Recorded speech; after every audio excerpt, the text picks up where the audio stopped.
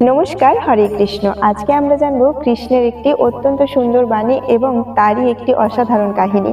সত্যি মানুষ কিভাবে না কিভাবে আমাদের ঠিকই একদিন না একদিন সাহায্যে বা উপকারে আসবে, যদি আপনি সেই মানুষটিকে ভালোবাসেন এবং শ্রদ্ধা করেন। চলুন, আমরা সবাই জানি কৃষ্ণ তো বলে যে সব সময় প্রত্যেকটি মানুষকে সম্মান এবং ভালোবাসা উচিত। তেমনি আমরাও একজন মধ্যবয়সী ছেলের ঘটনা, একটা কাহিনী শুনে নেব যে হরে কৃষ্ণ নামের শক্তি এবং ভালোবাসা ঠিক কতটা ফলদায়ী হতে পারে।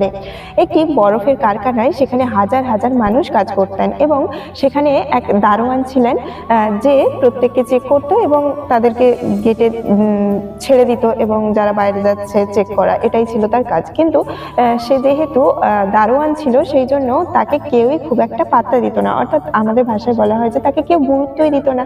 কিন্তু ওই হাজার হাজার লক্ষ লক্ষ যে কারখানায় কাজ করে সেই মানুষের ভিড়ে একজন মধ্যবয়স্কী ছেলে, যে কিন্তু প্রত্যেক দিন সকালবেলায় দারোয়ানকে নমস্কার করতেন এবং বলতেন হরে কৃষ্ণ, এবং যখন কাজ শেষ হয়ে যেতেন তখনও যে বাড়ি ফিরে যেত তার আগে তাকে হরে কৃষ্ণ বলতেন এবং নমস্কার করতেন। এবং দারোয়ানের এই ব্যবহার তার থেকে খুবই ভালো লাগতো, কেন কি হাজার হাজার মানুষের ভিড়ে একমাত্র সেই ছেলেটি তার সাথে কথা বলতো এবং তার এই কথা বলাটি তার খুবই ভালো লাগতো। যখন আপনি একজন ম্যানেজার একটা কোম্পানির, সেখানে যখন তার সাথেও আপনি যে ব্যবহার করবেন এবং সেই দারোয়ান সেখানে যে লোয়ার পোস্টে কাজ করছে তাকেও যখন আপনি একইভাবে ভালোবাসবেন এবং শ্রদ্ধা করবেন, দেখবেন আপনাকে ম্যানেজারের থেকে কিন্তু বেশি ভালোবাসা এবং তার প্রীতি, তার ভালোবাসা, তার শুভেচ্ছা, শুভাকাঙ্ক্ষী হিসেবে আপনি তাকে সবসময় আগে পাশে পাবেন। কারণ আমরা সব সময়ই একজন শক্তিশালী ব্যক্তির পাশে থাকতে চাই, তাদের সাথে কথা বলতে চাই, তাদের সাথে সম্পর্ক রাখতে চাই, কিন্তু আমরা বেশিরভাগ সময়ই একজন সাধারণ মানুষের সাথে সম্পর্ক না রাখার ভান করি এবং তাকে সাহায্যই করতে চাই না, কথা তো দূরের কথা, কথাও বলতে চাই না, এড়িয়ে যেতে চাই। কিন্তু সেই ব্যক্তি হয়তো আপনার কোনো না কোনো কাজে আসবে কোনোদিন, আর সবার আগে বিপদে কিন্তু তারাই ছুটে আসে।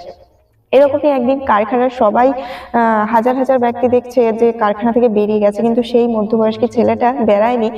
এই কারণেই দারোয়ান বুঝতে পারলো যে সেই দিন তাকে আর কেউ হরে কৃষ্ণ বলেনি। এটা ভেবে সে খুবই দুশ্চিন্তা করলো যে যাওয়ার সময় দেখলাম যে এই ছেলেটাকে কেন আসে না, কেন আসে না। এদিকে সেই ছেলেটাই বরফে জমা পড়েছে এবং সেখানে গেটটাও কোনোভাবে বন্ধ হয়ে গেছে, আর সবাই বাড়ি চলে গেছে। সে অনেক চিৎকার করছে আর ভাবছে যে আমার বাড়িতে যে ছেলে মেয়ে রয়েছে তারা কি করবে, এখানে যদি আমি একদিন থাকি তারপরে আমি আর বাঁচতে পারবো না।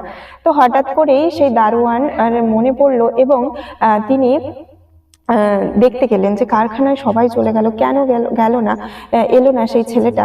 তো তাকে যখন দেখতে গেল, দেখলো সে চিৎকার করছে এবং দরজার কাছে ধাক্কা দিচ্ছে। হঠাৎ করে খুলে দিল এবং সে পুরো ঘটনাটা বললো এবং